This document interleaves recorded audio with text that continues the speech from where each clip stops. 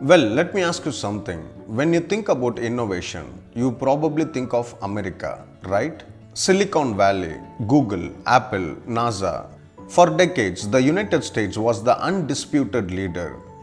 But what if I tell you the race is no longer one sided?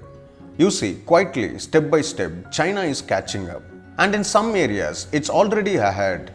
Now, let's not jump to conclusions. America is still very powerful. It spends around $900 billion a year on research and development. That's huge.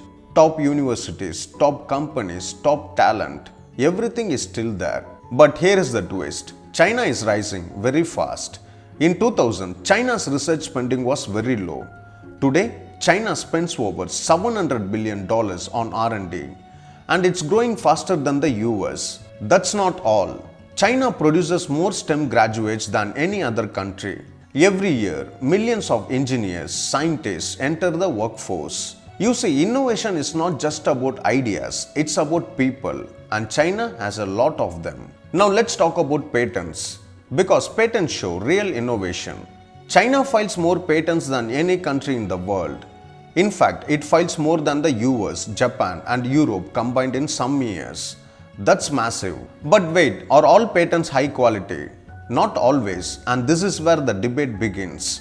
Critics say China focuses on quantity, not quality. But here is the problem. That gap is slowly closing.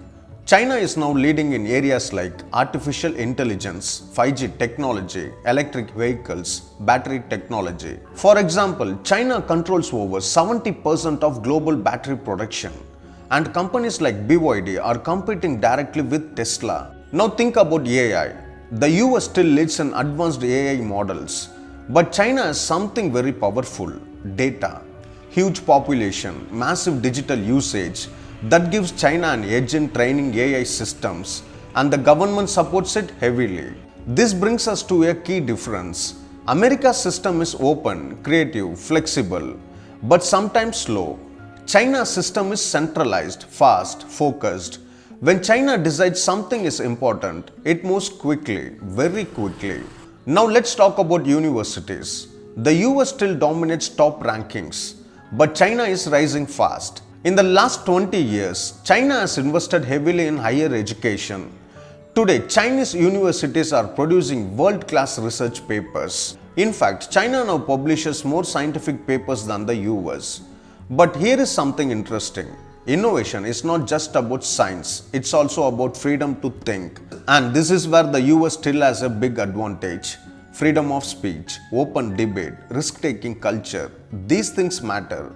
But real innovation often comes from questioning everything. So now the big question, is America really losing, or is this just a shift? Let's look at the current situation. The US is still leading in advanced chips, top tech companies, breakthrough innovations. But China is leading in scaling technology, manufacturing, applied innovation. So it's not a simple answer. It's more like two different models competing. Now let's talk about the future. There are three possibilities. First, America stays ahead because of its creativity and open system. Second, China overtakes because of speed, scale, and government push. Third, the world splits with two innovation systems, US-led and China-led. And this is already happening. Tech supply chains are dividing, countries are choosing sides, even companies are adapting. But here is the most important point. This is not just about two countries. This is about the future of science itself. Who will set the rules? Who will control technology? Who will shape the next generation? Because innovation is power, economic power, military power, global influence. Everything comes from innovation. So when you hear America is losing the innovation race, it's not the full story, but it's also not completely wrong.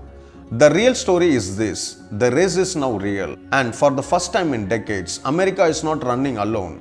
And maybe, just maybe, the future of science will not belong to one country. But if current trends continue, China might play a much bigger role than anyone expected. So the question is, are we watching competition or the beginning of a new global order? Because this race is just getting started.